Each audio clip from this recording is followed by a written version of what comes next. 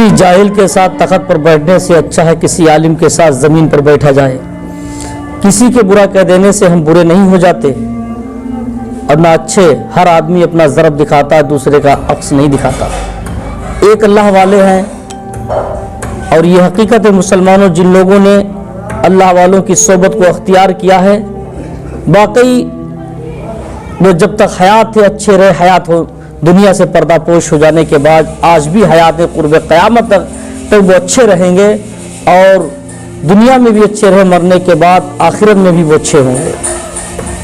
آج صحبت کے معاملے میں انسان کسی نیک پرہیزگار کی صحبت اختیار کرنا نہیں چاہتا، بلکہ گنڈا موالی لفاڑیوں کی صحبت کو اختیار کرنا اچھا سمجھتا ہے۔ آج دنیا کے اندر دیکھا ہوگا عالموں کے پاس بیٹھنے کے لیے قوم تیار نہیں، اور سٹا والوں جوا والوں کے پاس بیٹھنے کے لیے دنیا تیار ہے۔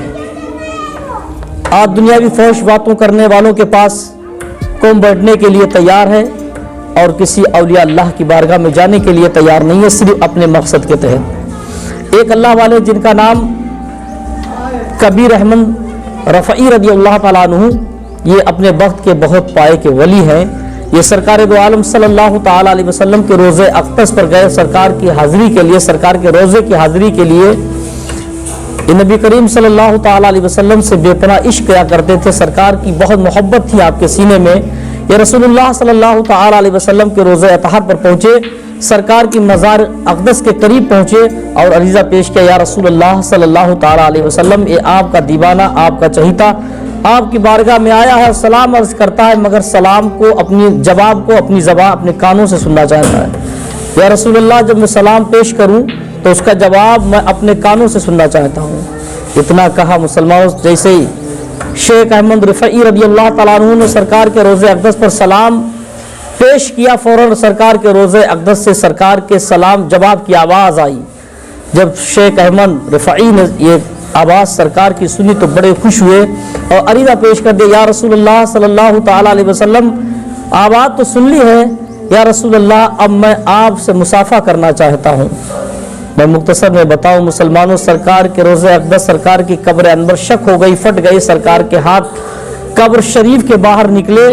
شیخ کبیر احمد رفعی نے سرکار کے ہاتھوں کو مصافحہ کیا، سرکار کے دست مبارک کو چوما۔ چومنے کے بعد سرکار کے جب ہاتھ کو چوما مسلمانوں، یہ بات اتنی شہرت پا گئی، اتنی پا گئی، جب اپنے شہر پہنچے، اپنے گاؤں میں گئے تو لوگوں نے پوچھا کہ تمہیں کون سی تمہاری ایسی نیکی تھی، کون سا ایسا تم اچھا کام کرتے تھے جس کی بدولت رسول اللہ صلی اللہ تعالیٰ علیہ وسلم نے قبر انور سے اپنے ہاتھوں کو نکال کر تمہیں اس سے مصافحہ کیا ہے۔ شیخ احمد کبیر رفعی سے پوچھا گیا تو آپ کی آنکھوں میں آنسو آ گئے، آنکھیں اشکبار ہو گئی، آپ رونے لگے۔ تو لوگوں نے پوچھا ایسی کون سی نیکی کیا کرتے تھے؟ تو شیخ کبیر احمد رفعی رحمۃ اللہ علیہ فرماتے ہیں، لوگوں میں کوئی نیکی نہیں کیا کرتا تھا، کوئی اچھا کام نہیں کرتا تھا، بہت ساری اچھی نیکیاں میرے پاس نہیں تھیں، مگر ایک کام کیا کرتا تھا کہ میں جانوروں کی بڑی دیکھ بھال کیا کرتا تھا۔ میرا صرف ایک ہی کام تھا کہ اگر راستے میں جب چلتا تھا تو جھولے میں کچھ روٹیاں بھی لے کر چلتا تھا اور کچھ دوائیاں بھی لے کر چلتا تھا۔ لوگوں نے پوچھا اس سے کیا؟ تو آپ فرماتے ہیں اس سے اگر کوئی کتا اگر بیمار ہوتا یا کتے کے زخم ہوتا تو میں اس کتے کی علاج کیا کرتا تھا، اگر کوئی جانور بھوکا ہوتا تو میں اس کو کھانا کھلایا کرتا تھا۔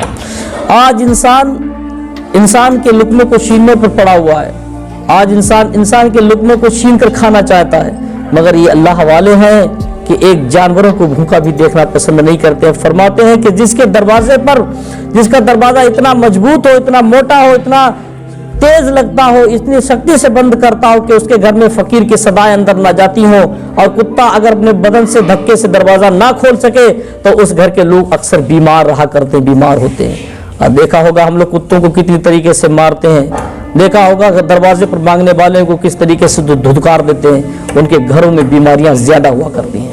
تو مسلمانوں، شیخ کبیر احمد رفعی رحمۃ اللہ علیہ فرماتے ایک مرتبہ میں جا رہا تھا، میں نے کتے کو دیکھا کہ اس کے پیر میں زخم ہے، اتنا شدید زخم کہ ان کے پیر کے زخم کے کیڑے باہر نکل رہے ہیں۔ میں نے اس کو دیکھا، اس کتے کو پکڑا، اس کے مرہم پٹی کی، ایک نہیں دو نہیں بلکہ 13 साल में कई 13 पट्टियां 13 महीने उस कुत्ते के पीछे पीछे घूमता रहा। जैसे जैसे कुत्ते का जख्म ठीक होता रहा वैसे वैसे मैं अल्लाह के करीब होता चला गया, यहाँ तक कि अल्लाह के इतने करीब हो गया कि अल्लाह के नबी ने मेरे लिए मुसाफे के लिए हाथ निकाल दी। मुसलमानों, हम सबको चाहिए कि इन जानवर तो इंसान जानवरों की भी कदर करें, जानवरों को भी तकलीफ ना दिया करें, बल्कि इंसान आज इंसान के घर छीनने पे लगा हुआ है, इंसान के लुक़मा छीनने पर लगा हुआ। मगर अल्लाह वालों का तरीका यह है कि खुद ना खाएं मगर